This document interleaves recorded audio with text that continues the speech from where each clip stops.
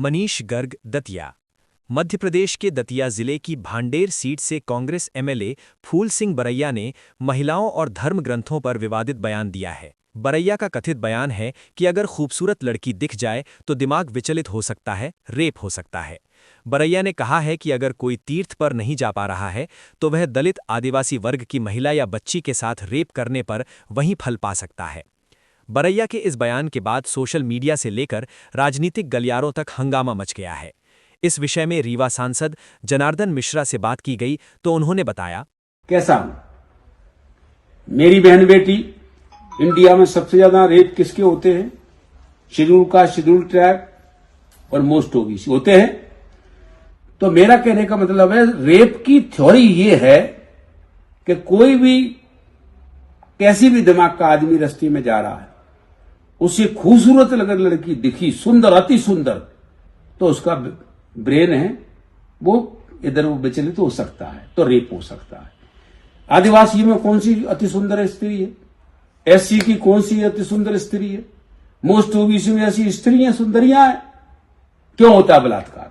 उनके धर्म ग्रंथों में इस तरह की निर्देश दिए गए, हिंदू धर्म ग्रंथों में। हाँ, उनके ग्रंथों में। अब हिंदू है कि नहीं है, मैं उनके ऊपर मुझे कुछ नहीं कहना, उनके ग्रंथों में। तो मेरा कहने का तात्पर्य यह है कि जब व्यक्ति ये काम करेगा, जैसे उसमें लिखा है एक जगह, चांडाली तू स्वयं काशी, प्रयाग चरमकारणी, अयोध्या पुक्षी प्रोक्ता, रजकी मथुरा मता। चांडाल, चमारिन, चांडाल एक बिरादरी है। 1156 वैरायटी है चमारों की इंडिया में। चाहे जाट का हो, अहरवार का हो, कुरील का हो, कोई का हो, मेघवाल का हो। तो ये लिखा है कि इस जाति के साथ सहवास करने पर ये तीर्थ का फल मिलेगा, इसके साथ ये सहवास करने पर फलाना तीर्थ का मिलेगा, इसके वजह करेगा। तो अब वो नहीं जा पाता उस वहां तीर्थ को, उन धर्म ग्रंथों में जो लिखा है नहीं जा पा रहा। तो घर बैठे विकल्प क्या दिया गया है? घर बैठे इनकी औरतों को पकड़ करके सहवास कर दो तो फल मिल जाएगा। तो कोई तैयार हो जाएगा इसके लिए? तो क्या करेगा फिर? अंधेरे उंजेरे में वो क्या करेगा? पकड़ने की कोशिश करेगा। एक व्यक्ति एक महिला का कभी रेप नहीं कर सकता अगर वो सहमत नहीं, तो नहीं करेगा। फिर इसलिए 4 महीने की बच्ची के साथ, 10 महीने की बच्चियों के साथ, 1 साल की बच्चियों के साथ रेप सुने आपने? सुने हैं? क्यों होते हैं? उसके ऑर्गन्स का रेप के लिए तैयार है क्या? नहीं, उसे दिखाई देता है कि इस जाति की महिला के साथ या लड़की के साथ रेप करूंगा तो मुझे वो फल मिलेगा। ठीक, जहर घोलने वाले बयान देकर के फूल सिंह बरैया ने जो सामाजिक विद्वेष फैलाने का काम किया है, मैं उम्मीद करूंगा कि राहुल गांधी जी विधायक से भी कहे, सस्पेंड करे, पार्टी से बाहर करे, लगे कि हाँ उनके मन में समाज के बाकी वर्गों के लिए भी कोई सम्मान है। मैं उनके इस बयान की निंदा भी करता हूं और फूल सिंह बरैया विधायक है, मैं मान के चलता हूं उनका अपना उत्तरदायित्व है कि वो इस प्रकार की बात। बहुत ही आपत्तिजनक है, दुर्भाग्यपूर्ण है कि ऐसे लोगों के लोग भी अभी जनप्रतिनिधि हैं, जनता ऐसे लोगों को भी चुन करके भेजती है। वो अब प्रकट हो रही है महिलाओं के प्रति कांग्रेस का, इन लोगों का आचरण क्या है, व्यवहार क्या है, सोच क्या है, ये सब प्रकट हो रहा है। फूल सिंह बरैया कांग्रेस के नेता हैं, बहुत बड़े नेता हैं। किस टाइप का सर पूर्ण है इसके खिलाफ ऐसा महिलाओं के प्रति बोलना चाहिए क्या? अरे होना क्या, सोचना ही पाप है, बोलना तो बहुत दूर की बात है। नमस्कार मित्रों, कांग्रेस विधायक फूल सिंह बरैया जी का एक आज विवादित बयान हम सबके सामने इंटरव्यू में आया है। उन्होंने रेप की थ्योरी को डिस्क्राइब किया है और उन्होंने किसी भी सुंदर महिला के साथ रेप करने की अनुमति समाज को दी है। उसमें वे कहते हैं कि यदि कोई भी महिला सुंदर है तो सामने वाला व्यक्ति उससे मोहित होकर के उसका रेप कर सकता है। नहीं, ये आप गलत कह रहे हैं। महिला का सुंदर होना ये नहीं दर्शाता कि भी कोई भी व्यक्ति आकर के उसका रेप कर दे। और खास करके ये कहना कि एससी, एसटी, ओबीसी की महिला के साथ ये धर्म से जुड़ा हुआ मामला है, इसलिए जब आदमी या कोई भी पुरुष या कोई भी व्यक्ति धर्म स्थानों तक नहीं पहुंचता है तो वह इन SC ST और OBC की महिला का रेप करके उस पुण्य को पा सकता है। ये पुण्य नहीं है, ये अधर्म है, ये पाप है। आप उस परिभाषा को दे रहे हो और धार्मिक ग्रंथों में उल्लेख कहते हो, किसी भी धार्मिक ग्रंथ में इसका उल्लेख नहीं है। ये निशाचरों के विचार हैं जो आप व्यक्त कर रहे हैं।